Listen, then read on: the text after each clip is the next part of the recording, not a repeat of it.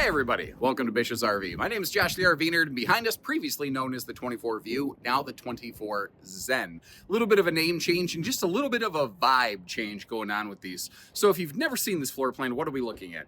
It is potentially, situationally dependent, half-ton towable, coming in just under 30 feet with the weights and the measures that could work for some late model tow package half-tons in certain situations.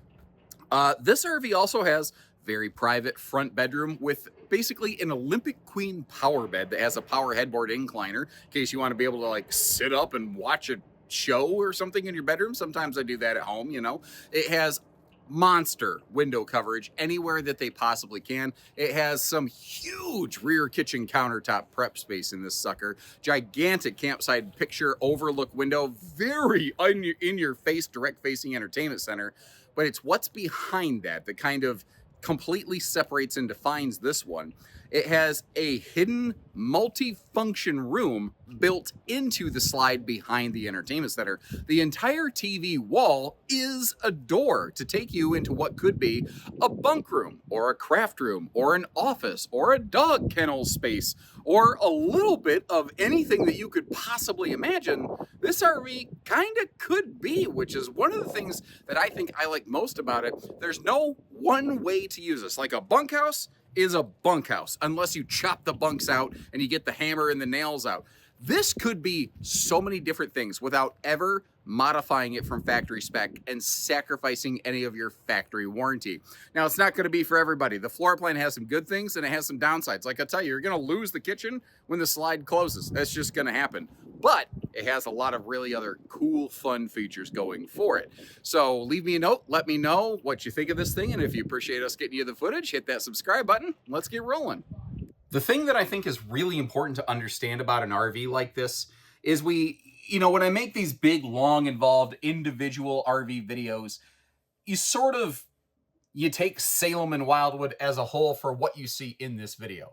What's really important to understand is that Salem and Wildwood have one of the largest catalogs of floor plans of any RV brand, period. So if you're like, this is just too weird for me, like some people say, I don't like how, building that hidden bunk room into the slide pushes the entertainment closer. I don't feel like I get a slide out because I don't see that big empty negative slide out space. I respect that. I totally respect that. Remember, they make plenty of other models that do it differently. This is purpose built to work for the people where other floor plans don't work for them. Now, if I'm not mistaken, there is no TV included from the factory. That's a cardboard pretend TV box, but I actually really love it because it tells us that we could put a 40-inch TV up there, and that's really handy. Almost every week, somebody will leave me a little note asking me, hey, what's the maximum size TV that you can install on this? I don't know. Manufacturers do not give us maximum TV size, measurements on their RVs. Now, you might notice over here, you have this gigantic picture window. We got Miss Savannah, Mr. Hunter out there doing their thing. But we also, when you're looking for privacy, and if you don't want the sun to cook you out of this thing, you do have the blackout roller shades here available. And I have noticed they put little bumpers on the backs of these so you don't hear it constantly smacking against the side of the RV. It's just not quite the audio annoyance that some of them have sort of been in the past. Now, this is the little brother, the slightly shorter version of the 290 Zen, which is a full Salem Wildwood. This is the 24 Zen little brother right here. And there's a couple key differences. One, it's obviously shorter, lighter, less money. But also it's a 6.5-foot ceiling instead of 6'9", because this is an X-Lite Cruise Light member of Wildwood Salem. Oops, I already spoiled the surprise. Surprise! There's a microwave. Actually, how about this? How about surprise? If you want, you can close the microwave. Here's a major update from when these things first came out. When this model was first released, it was only 30 amp service, and not having access to that second air conditioner made some people a little bit nervous. They actually do build these 50 amp now, and you can slap a second air on it if you're so inclined. It actually, I believe, mounts kind of up there in the kitchen space. The window coverage anywhere in the RV is borderline unparalleled. You'll notice they put some power outlets kind of down below the countertop line in a bunch of areas. It's funny, the 290 Zen, I actually think the the power outlet locations are worse than they are here in the 24 Zen. I think that these are a little bit easier to reach. There's a couple more in a little mini appliance hutch over there on the left. You can kind of see that little open cavity under the cabinet on top of the counter space right there. So, you know, you've got really easy reach power outlets within this. I've already spoiled the surprise on the whole microwave hideaway thing. Their goal, because some people are like, why do I want to have to open a door every time I get to the microwave? You probably don't. But it just looks nicer when you're not using it. That's one of their goals in this floor plan, is to give it a little bit more of an aesthetically pleasing kind of feel overall. You know what I mean? Now, the window coverage on the camp side is awesome. It's all behind you when you sit down, but I don't know how you avoid that. There are some people who want sofas that face directly at windows, and that's cool, but it would have to be a very different model, because then it would have to essentially have like no entertainment center, or it'd have to be invisible, or some kind of monster televator. I don't know. Giving you just a little bit of a view from the sofa right here. What do you think of this groovy baby Austin Powers kind of little accent fixture that they have here? They're doing this across a bunch of the Zen models. I think it's very cool. It adds a lot of extra lighting into the RV. Personally, I'm kind of a big fan of it myself, but I've always liked the lit up statement pieces. Now, due to the mirror reflectivity that they have in their fireplace, you get an awesome view of my stupid skinny chicken legs. But thankfully, that is not all there is to see in this thing. This has that multi-function hidden room inside of it, basically. And they got really interesting and creative on the storage solutions here, doing little tote things here and there. You see the little power outlets over there? Those are going to be handy again in just a second. You do have power solutions for the upper and lower bunks. For the most part, if you're going to use this as a bunkhouse, it's going to work better for just the little kids.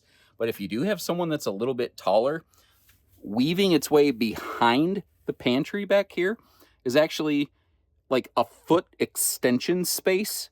So it's not quite the full width of the bunk, but it could also provide a little bit of additional function, or work for like taller teenage guests or kids or whatever. Now, depending on what you're doing, you can use this potential desk area a couple different ways.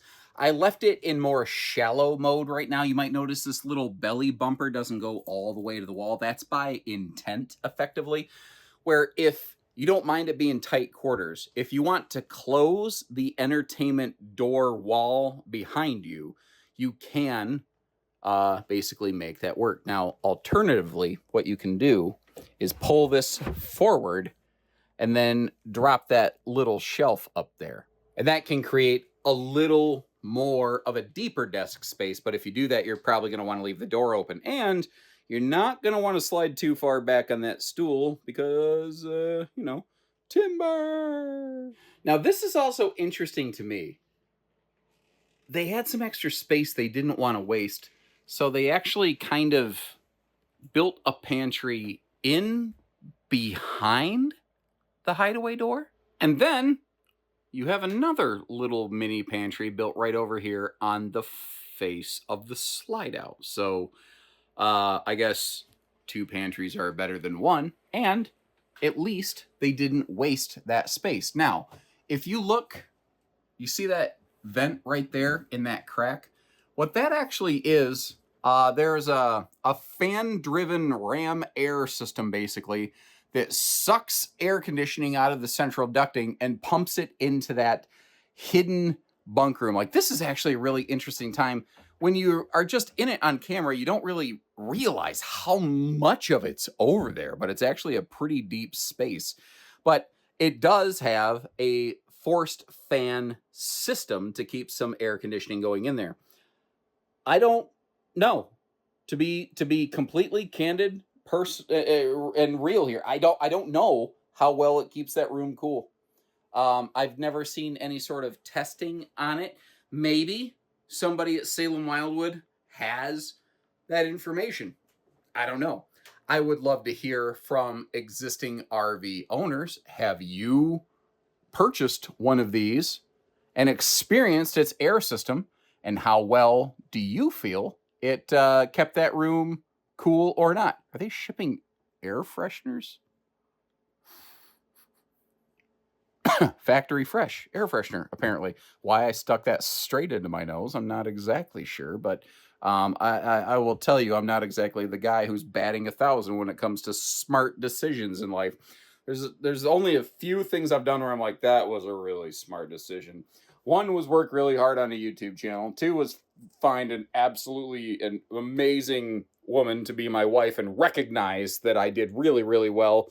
And three is not screw that up, really, other than just being dumb on a daily basis, which she tolerates. And I tell you what, it is kind of crazy. I pulled that shade down, and just from the heat not billowing in here from the direct sun, it makes a heck of a difference when you close all these windows off, because the windows are really nice for the light and the airflow, but the downside, it's that RV windows carry an R0.7, and the quote dual pane windows that people think are thermal panes that aren't, they're only a 1.017. So these shades blocking direct sunlight actually make a heck of a difference in here. I'm glad that they kept the big power, or not power shades, but draw shades route. You might notice you do have all the cool little curvature that they're doing. I love all the shape and the character. And the funny thing is, stuff like this doesn't cost them any more money. It just definitely looks aesthetically pleasing. Now, one thing I've noticed, I wondered where I left my sunglasses. Apparently, I wanted to see myself on the toilet. And on that note, how about you see me on the toilet doing some of my toilet selfie champion footage over here? While we have the bonus footage going on the left side of the screen, let's start by looking. There's that little bit of storage under the sink right there. And then the medicine cabinet's kind of beside the radius mirror on this one. Again, I do like the look of all the radius curvature stuff. Aesthetically, very pleasing. Functionally, I don't know. Maybe it's not. Now, this floor plan, to keep it under 30 feet, they had to get really creative and crafty, and they did have to go with a radius shower here in this bathroom space. And this RV being only 6.5 foot from floor to ceiling means my head was obviously in the skylight. And that's not just because I'm wearing thick shoes. It's just my head would be in the skylight. I'm a little over 6 foot tall. You have to step up into the shower pan. That's just how it is. Now, I want to teach you how to fish on something. If you check out a Salem Wildwood product this year and you see just this flat blank panel, it kind of tells you wired for solar. But if it actually has the solar package, you'll see the digital screen telling you that both the charge controller is installed and the 200-watt solar panels up on the roof. This is our controller for our JBL sound system. Feels a little bit weird to me that it's over here in the hallway, but I guess if you pop in the door, you can turn it up, down. Of course, you could always Bluetooth to it as well and do it off your phone. Speaking of which, they have adopted a Bluetooth command system. I appreciate, though, that it does at least just have buttons that you push to, activate your main things. And if you push and hold the light fixture, usually that's how you activate your dimmer function. Working up here into the bedroom, the bed is about to dominate the camera frame because it's a larger mattress in a smaller room, and I don't like to use the wide-angle camera lenses. Now, this is what they call their Versa tilt bed. When it's in the power-up incliner position, it creates some decent space to be able to walk around the bed and maybe get dressed in your bedroom where you only have to close 2 windows, albeit very large windows, awesome airflow in here, but only a couple windows. If the bed is in the down position, though, it definitely becomes more of doing a bit of the butt scoop boogie. Thankfully, it's just a little push of a button that, for some kind of code reason, you're not supposed to be, well, first of all, this is not it's not a sleep number bed. You should not be laying on the bed when you put it up and down, but they have to have the switch where you're not supposed to be able to lay down and reach it at the same time effectively. Up top here, they do include some overhead cabinet storage all the way across, but it does not defy gravity. You might notice how this helps expose your side stands a little bit better. You also have these little pet stairs on this side of the bed over here, but you might notice how the whole bedroom is slightly asymmetrical. It's a little tighter to the wall over here. Biggest reason is because they actually include a dedicated hanging closet on the other side. Now, this mattress is a true queen length. It's an odd width-ish. It's 66 inches wide. And again, when the bed's in the down position, it definitely hugs right up against this wall. Of course, I didn't slide the mattress back for it after I dropped it, but you get the idea. If you replace this, you want to shop for what's called an Olympic Queen. And I tell you, that mattress, by default, from the factory, not much to write home about. But then again, I don't know what stick and tin camper does have a good mattress that is worth writing home about, frankly, nor do I know of someone who writes home about a mattress in a camper. It's probably just a stupid phrase. Moving on from there, taking a look at the slide closed for road mode. We are going to wrap up the road mode section quickly because basically it's nap and crap accessible, but beyond that, you really can't get to anything else past the slide. Now, I briefly talked some towing vectors and some vehicle soft recommendations when the video began. Let's expand on that a little bit. Take a look at the weights and the measures. The ones I want you to focus on are the length, about 30 feet, and the GVWR maximum weight after about 1,500 pounds of available cargo, give or take. 7,800 pound GVW is not, I think, outside of the realm of possibility for some later model tow package half tons, but where you go matters as much as what you tow.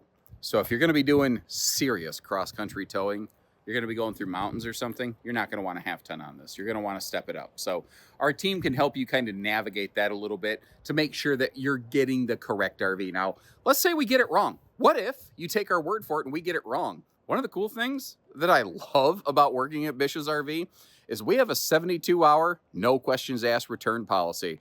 You don't even have to tell us why, but if you call us within a couple days of taking the camper home, you go, yeah, this thing is going to kill me if I try to tow it. We'll say, no problem. Bring it back. We'll swap you up. We'll swap you down. Well, we'll not obviously make it a larger if you're worried about towing. You get the idea. We're happy to either swap the RV out, refund your money, whatever we need to do. Whatever we need to do for you to have a fun, comfortable experience. The campside awning coverage on this is pretty awesome. They basically put about the biggest awning on it they could because they can't go any further forward due to the window in the baggage door, and it nicely covers that entry door. So even if it's a light drizzle day and you've got the awning open, you'll still be able to enjoy it. I dislike the location of the speakers. I think they're up a little too high for my personal taste, but that's my personal opinion. That doesn't mean they did bad and you should hate it. That's just my 2 cents. I just feel like when the speakers are up that high, they're a little harder for you to hear. Now we are looking at the base skin package on these. For the first couple years, this model was always fiberglass skin. It had a forced platinum package on it. They have gone away from that now, where you can get the tin skin version like we're looking at, which I actually still think looks very smexy. But if you want, you can go with what they call their platinum package, which will actually swap out the tin skin, even though it's an extra thick retro style skin. It will, with an anti-scratch coating, mind you, it will swap out to some higher gloss kind of gel coat kind of fiberglass skin stuff. But this will always be a wood framed camper. There's a lot of people who get that wrong, and there's an association in the industry. When you see fiberglass, you as a customer tend to assume aluminum, and I want you to know what you're getting. There's a reason the platinum version doesn't just cost more, but also weighs more. When you take a wood skeleton camper and then put a fiberglass skin on it, you actually add weight. That's what I call stick and slick construction. I actually have a whole video giving you construction advantages and drawbacks of different styles if you'd like to learn. And if the camera is going a little nuts, I am getting absolutely harassed by a freaking horsefly over here. And I don't feel like getting bit by one of them B-52 bombers today.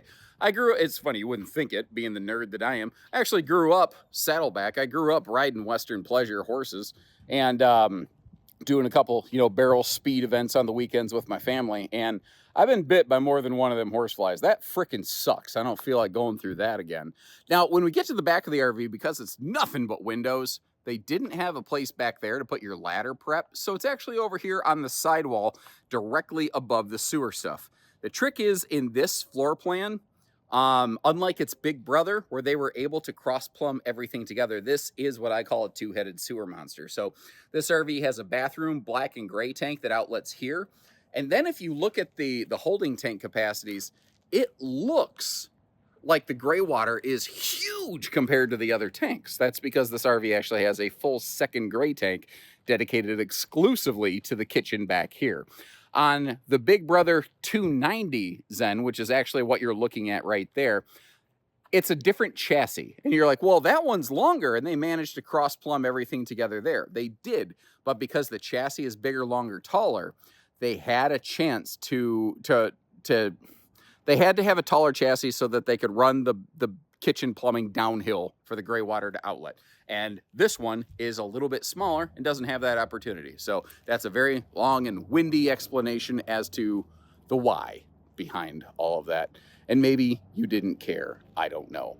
So thanks again for tuning in, everybody. At the time this video releases, there's probably still going to be some 24 view predecessor versions of this for the 26th season. Again, the name changing over to 24ZEN. And if you check the link in the description for pricing and availability, the 24ZEN is what it will be searching for. But if you look at this, you're like, you guys got one of those old holdovers I could get a deal on? It doesn't hurt to ask. But the longer this footage goes on, the less likely that's going to be. And this hidden bunk room concept is so new. I've not personally seen a used one yet come through, but it's not to say that it can't start happening. So you never know. It doesn't ever hurt to contact our team. We might find one out there. It's a heck of a deal for you.